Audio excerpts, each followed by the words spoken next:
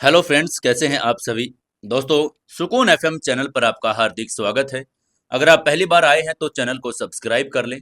आपको कहानी अच्छी लग रही है तो वीडियो को ज़्यादा से ज़्यादा शेयर करें, कमेंट करें और एक लाइक जरूर कर दें। आज हम दोस्तों सुनेंगे लव हैकर एपिसोड नंबर 7। चलिए शुरू करते हैं कहानी। कार्तिक और आरोही की शादी हो चुकी थी। उधर राघव और लावण्या ने भी कोर्ट मैरिज कर ली थी। जब वो लोग घर पर आए तो कार्तिक की माँ दिव्यानी बहुत ज्यादा गुस्से में आ गई थी। वो किसी से बात नहीं करना चाहती थी और उसने आरोही की ना आरती उतारी और ना ही कोई रस्म पूरी करवाई। दिव्यानी बहुत गुस्से में थी और वो प्रकाश की भी कोई बात सुनने के लिए राजी नहीं थी। प्रकाश उसको समझाने की पूरी कोशिश कर रहा था। तभी दिव्यानी ने फिर गुस्से में कहा, ओह, मैं खुदगर्ज भी और सेल्फिश भी। आप जो मर्जी समझ ले, लेकिन मैं एक माँ हूँ। आपने मेरे बारे में एक बार भी सोचा? राघव को इस घर से निकालते समय वो मेरे दिल पर क्या गुजरेगी? खुद ही हर फैसला कर लिया। मैंने पूरे दिन से उसकी सूरत नहीं देखी है, ना आवाज सुनी। मुझ पर क्या गुजर रही है मैं आपको कैसे बताऊं। ये कहते हुए दिव्यानी ने दूसरी तरफ चेहरा घुमाया और बिस्तर पर लेट गई। वो प्रकाश से बहुत ज्यादा नाराज थी। वहीं प्रकाश भी अब कुछ आगे नहीं कह सकता था। वो समझ गया था कि वो कितने भी कोशिश क्यों न कर ले, लेकिन दिव्यानी उसकी बात सुनने वाली बिल्कुल नहीं थी। उधर अब कार्तिक और किचन में पानी लेने कर वापस से अपने रूम में आ गया था। उसके हाथ में पानी का जग और एक खाली गिलास था। उसने रूम में आते ही पानी का जग और गिलास आरोही की तरफ बढ़ा दिया। वहीं आरोही ने भी उसके हाथ से झट से गिलास जग पकड़ लिया। वो पानी पीने लगी। उसको थकान और घबराहट की वजह से बहुत प्यास लग रही थी। उसने गिलास में पानी डाला और पीने लगी। कार्तिक उसके सामने खड़ा उसी की तरफ देख रहा था। आरोही एक ही बार में पूरा गिलास पानी पी गई। जैसे ही उसने गिलास अपने मुंह से हटाया, तभी कार्तिक ने पूछा, तो फिर क्या सोचा तुमने? क्या करना है अब? लेकिन आरोही ने उसकी बात का कोई जवाब नहीं दिया। उसने दोबारा से गिलास में पानी डाला और फिर पीने लगी। एक गिलास, दो गिलास और तीन गिलास, ऐसे करके उसने पूरा जग खाली कर दिया। कार्तिक अभी भी उसके पास ही खड़ा उसके जवाब का इंतजार कर रहा था। तभी कार्तिक से और बर्दाश्त नहीं हुआ और उसने झुंझलाते हुए पूछा, आरोही कुछ बोलोगे भी? बताओ अब क्या करना है आगे। तभी आरोही ने आगे से कहा, क्या खाना मिल सकता है? कार्तिक ने एकदम शौक से होते हुए पूछा, क्या? आरोही ने अपनी बात दोहराते हुए कहा, क्या खाना मिल सकता है? मुझे भूख लगी है। काफी टाइम से कुछ खाया नहीं है। खाली पेट बात भी नहीं होगी ना? ये कहते हुए वो उम्मीद भरी नजरों से कार्तिक की तरफ देखने लगी। कार्तिक अभी भी हैरानी से उसी की तरफ देख रहा था, लेकिन वो कुछ बोला नहीं और वापस किचन में चला गया। किचन में उसने कुछ खाने के लिए ढूंढा, लेकिन पहले से उसको कुछ नहीं मिला। लेकिन जब उसने पूरे ध्यान से देखा तो उसको एक बिरयानी का बर्तन दिखाई दिया। उसने ठंडी बिरयानी का पूरा बर्तन उठाया और अपने रूम की तरफ चला गया। रूम में आते ही उसने बिरयानी का बर्तन आरोही के सामने रखते हुए कहा, बिरयानी है हमारी शादी की, लेकिन ठंडी है। अब ये उम्मीद मत करना कि माइक्रोवेव में जाकर गर्म करके लेकर आऊंगा। जो है खा लो। वो बहुत ही रूड होकर आरोही से बात कर रहा था। वहीं आरोही इसके बिहेवियर के लिए उसको हैरानी से देख रही थी। फिर उसने बिरयानी के बड़े से बर्तन की तरफ देखा और खड़ी होकर नीचे उसके पास बैठ गई। उसने थोड़ी सी बिरयानी प्लेट में निकाली और खाने लगी। भूख की वजह से उसके पेट में चूहे कूद रहे थे। बिरयानी खाने के बाद उसने कार्तिक की तरफ देखते हुए कहा, थैंक यू कार्तिक। उसकी बात सुनकर कार्तिक ने बिरयानी की तरफ इशारा करते हुए कहा, बिरयानी के लिए? लेकिन आरोही ने नाम में सिर हिलाते हुए कहा, नहीं, वो तो तुमने मुझे ठंडे खिलाई है, उसके लिए मैं तुम्हें थैंक यू क्यों बोलूंगी? कार्तिक ने फिर गैस करते हुए पूछा, तो फिर पानी के लिए? आरोही ने हल्के से सिर हिलाते हुए कहा, "हम्म, मुझसे शादी करने के लिए। तुमने मेरी हेल्प की। मेरे कहने पर तुमने मुझसे शादी कर ली। उसके लिए तुम्हारा ये एहसान मैं जिंदगी भर नहीं भूलूंगी कार्तिक। बहुत बड़ा एहसान किया है तुमने। सारी जिंदगी एहसानमंद रहूंगी तुम्हारी। जब तक जिंदा हूं याद रखूंगी कि मुझे जब सबसे ज्यादा किसी की जरूरत थी, तब तुमने मेरी प्रैक्टिकली हेल्प की थी। कार्तिक बड़े ही ध्यान से आरोही की बात सुन रहा था। उसने निराशा भरे स्वर में कहा, धन्यवाद, मेहरबानी, थैंक यू। सब हो गया, अब ये बताओ कि आगे क्या सोचा है? उसकी बात सुनकर आरोही दंग रह गई। उसको समझ नहीं आ रहा था कि वो क्या कहे। उसने इसके बारे में कुछ भी नहीं सोचा था। फिर उसने थोड़ा सोचते हुए कहा, ऑनेस्टली बताऊं तो मुझे भी नहीं पता कि आगे क्या होगा। मुझे नहीं पता रिलेशनशिप का फ्यूचर क्या है, और है भी या नहीं। हम एक साथ रह पाएंगे या फिर एक दूसरे को कैसे ट्रीट करेंगे, दोस्तों की तरह रहेंगे या अलग हो जाएंगे। मुझे सचमुच इस बारे में कुछ भी नहीं पता। ये कहते हुए उसने गहरी सांस ली। वहीं कार्तिक ने भी अपना माथा पकड़ लिया। उसको भी चिंता हो रही थी कि अब आगे क्या होगा। तभी आरोही ने कहा, लेकिन हाँ, मैं तुम्हें इस बात का यकीन दिला सकती हूँ और प्रॉमिस कर सकती हूँ कि तुम्हारे लिए कोई ट्रबल नहीं क्रिएट करूंगी, तुम्हारे लिए कोई मसला खड़ा नहीं करूंगी, तुम्हारे लिए कोई प्रॉब्लम नहीं बनूंगी। मुझे नहीं पता अब आगे क्या होगा, मुझे सच में नहीं पता। मुझे बस तुमसे एक ही फेवर चाहिए। मैं तुम्हारे साथ रूम शेयर करूंगी। इसके अलावा तुम जैसे रहते हो, जैसे रहना चाहते हो, जो भी करते हो बिल्कुल वैसे ही करना। मैं कुछ नहीं कहूंगी। ये कहने के बाद वो अपनी जगह से खड़ी हुई। उसने बिरयानी और बाकी के बर्तन कमरे के साइड में रखे और जिस सोफे पर कार्तिक बैठा था उसके पास आ गई। उसने कार्तिक के पास आते हुए कहा, सोफा खाली कर दो, मुझे सोना है, मैं काफी थक गई हूँ। कार्तिक भी उसकी बात सुनते ही खड़ा हो गया। उसने अपने बिस्तर पर चला गया और आरोही वहीं सोफे पर लेट गई। वहीं कार्तिक अपने बिस्तर पर एक किनारे बैठा अभी भी सोच रहा था। कुछ देर के बाद सोचते रहने के बाद उसने देखा कि आरोही को रूम में जल रही लाइट की वजह से नींद नहीं आ रही है।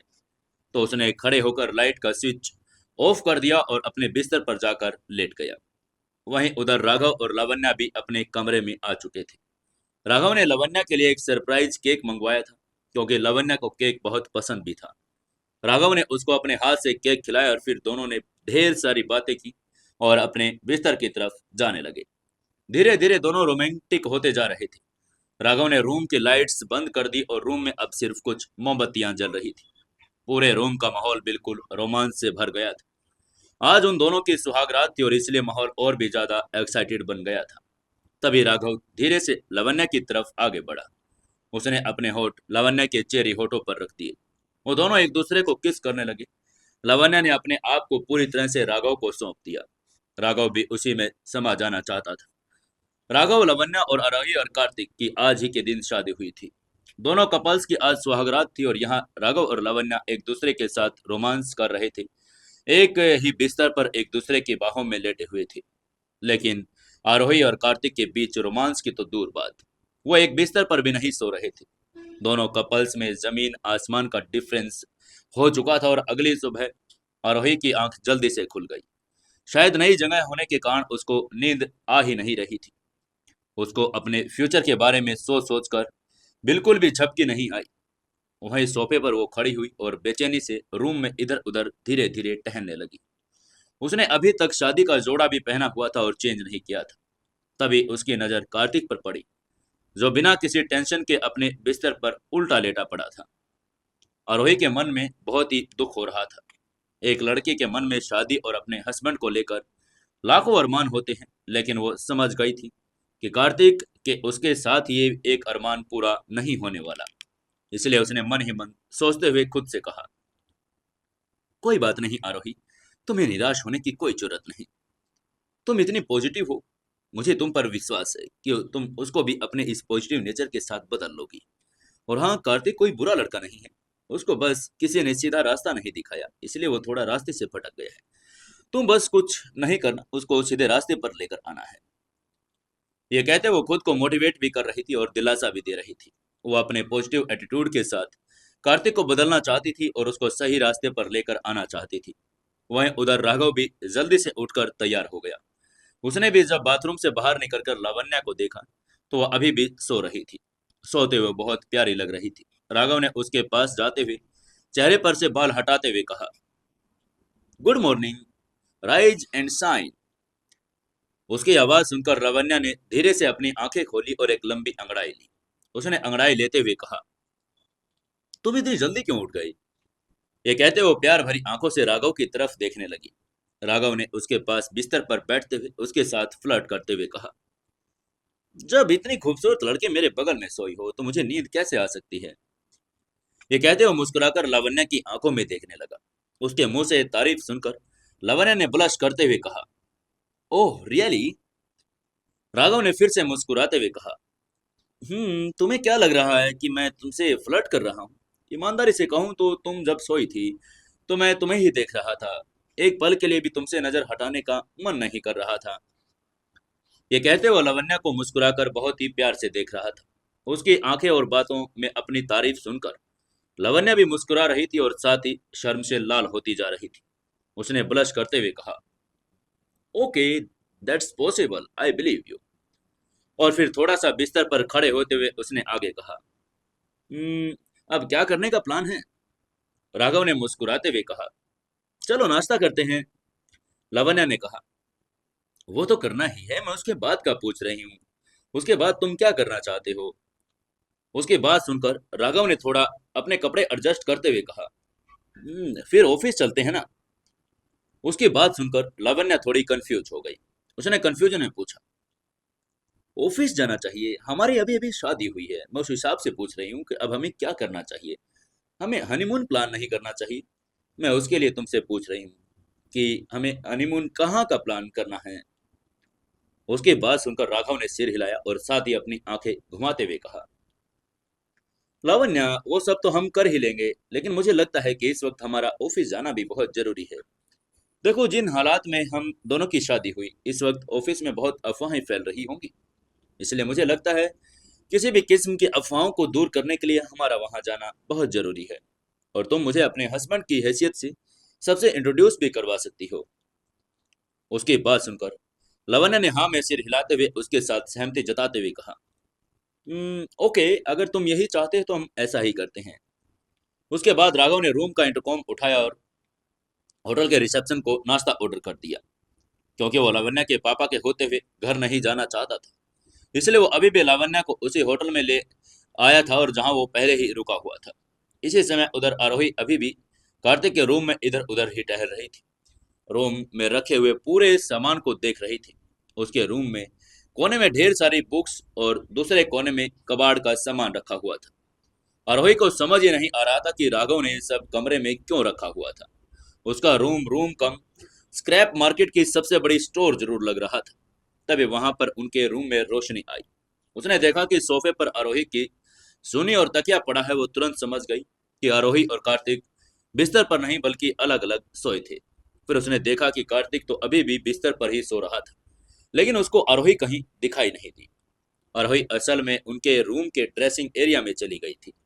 उसने रूम और ड्रेसिंग एरिया के बीच एक पर्दा लगाया हुआ था। आरोही बस उसका पूरा रूम देख रही थी। तभी रोशनी जब आरोही कहीं दिखाई नहीं दी तो उसने खांसते हुए आवाज लगाई, आरोही, आरोही, कहाँ हो तुम? तभी आरोही उसकी आवाज सुनकर ड्रेसिंग एरिया से बाहर निकल आई। रोशनी ने उसको देखते ही कहा, गुड मॉर्निंग आरोही। ये कहते हुए उसने प्यार से आरोही के चेहरे को अपने दोनों हाथों में लिया और उसे खूब प्यार दिया। फिर उसने आरोही के शादी के जोड़े की तरफ देखते हुए कहा, "हम्म, तुमने चेंज भी नहीं किया।" ये कहते हुए वो थोड़ा सोच में पड़ गई, लेकिन फिर उसने खुद को संभालते हुए कहा, कोयल और तुम्हारी मौसी आई हुई है तुम्हें पग फेरे के लिए लेकर जाने के लिए। तुम जल्दी से फ्रेश हो जाओ, मैं तुम्हारे कपड़े प्रेस करवाने के लिए ले जाती हूँ। फिर उसने रात को अपने परिवार के आरोही के साथ किए गए बिहेवियर पर शर्मिंदा होते हुए कहा, भूख लगी होगी ना तुम्हें? रात में तुम्हारे कमरे में पानी तक रखवाना भी भूल गई मैं। सॉरी, मुझसे गलती हो गई। लेकिन आरोही ने जबरदस्ती मुस्कुराते हुए हाथ हिलाकर कहा, कोई बात नहीं दीदी, कार्तिक ले आया था पानी। ये कहने के बाद वो फ्रेश होने के लिए वॉशरूम में चली गई। उसके जाने के बाद रोशनी ने कार्तिक के पास जाते हुए उसको जगाने की कोशिश करते हुए कहा, कार्तिक, कार्तिक उठो, कोयल और आरोही मौसी की आई हैं उसको लेने के लिए। लेकिन कार्तिक ने अपना माथा सिकोड़ते हुए कहा, दीदी सोने दो ना। रोशनी ने उसके ऊपर चादर खींचते हुए कहा, कार्तिक उठ जाओ, सोने का टाइम नहीं है, जल्दी से तैयार हो जाओ, मैं कपड़े लेकर आ रही हूँ, आरोही की इस्त्री करके लेकर आती हूँ। लेकिन तभी उसने देखा कि कार्तिक अभी भी उठने का नाम नहीं ले रहा था। इसलिए उसने दोबारा से आवाज लगाते हुए कहा, कार्तिक सुन रहे हो ना, चलो जल्दी उठो। ये कहते हुए उसने पूरी चादर ऊपर से खींच दी और सोफे पर जो तकिया रखा हुआ था वह भी उसने कार्तिक के ऊपर फेंक दिया। लेकिन कार्तिक अभी भी नहीं उठ रहा था। अब वो रोशनी के ऊपर ज्यादा टाइम वेस्ट उसने नहीं किया और वो आरोही के कपड़े को इस्त्री करने के लिए ले गई। कुछ देर बाद आरोही भी तैयार होकर लिविंग रूम में आ गई। वहीं कार्तिक अभी भी सो ही रहा था। आरोही जैसे ही लिविंग रूम में पहुंची उसने देखा कि वहां सोफे पर उसकी बहन कोयल और उसकी मौसी काजल बैठे हुए थे। वहीं उसकी सास दिवानी उन दोनों को कंपनी दे रही थी। जैसे ही लिविंग रूम में वो पहुंची, उसकी सास को देखते ही उसका मूड बिल्कुल खराब हो गया। वो तुरंत वहां से खड़ी हुई और अपने रूम में चली गई। सभी उसका यह बर्ताव देखकर बड़ा अजीब महसूस कर रहे थे, लेकिन आरोही ने इसको बिल्कुल भी दिल पर नहीं लिया। वो अपनी मौसी और छोटी बहन के साथ वहां से निकल गई। वहीं इसी समय उधर राघव और लावण्या भी अपनी कंपनी में पहुंच गए थे। जैसे वो कंपनी के अंदर एंटर हुए तो कंपनी ने के सिर झुकाते हुए दोनों ने विनम्रता अभिवादन किया। तभी लावण्य ने उससे कहा, मिस्टर जयंत को मेरे कैबिन में भेजो। ये कहते वो राघव के साथ अपने सीओ ऑफिस में चली गई। कैबिन में जाते ही राघव को अपनी चेयर ऑफर की और उसको कंपनी का सीईओ बनाने का उसने फैसला कर लिया। ये कंपनी उसी की थी और इसमें कोई भी उनका शेयर होल्डर नहीं था, इसलिए वो अकेले ही कुछ भी फैसला ले सकती थी। कुछ ही देर में जयंत भी उसके कैबिन में आ गया। लावण्य ने तब तक कंपनी के कुछ और इम्पोर्टेंट लोगों को अपने ऑफिस में आने के लिए कह दिया था।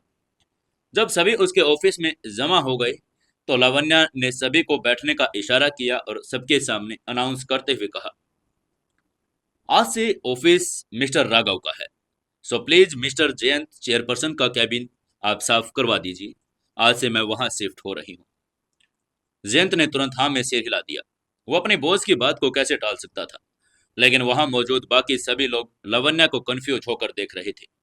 उनको ये नहीं समझ आ रहा था कि लावण्या कंपनी की जनरल मैनेजर को सीईओ ऑफिस में क्यों बैठा रही है। उनमें से सिर्फ जयंत को ही पता था लावण्या और राघव की शादी हो चुकी है।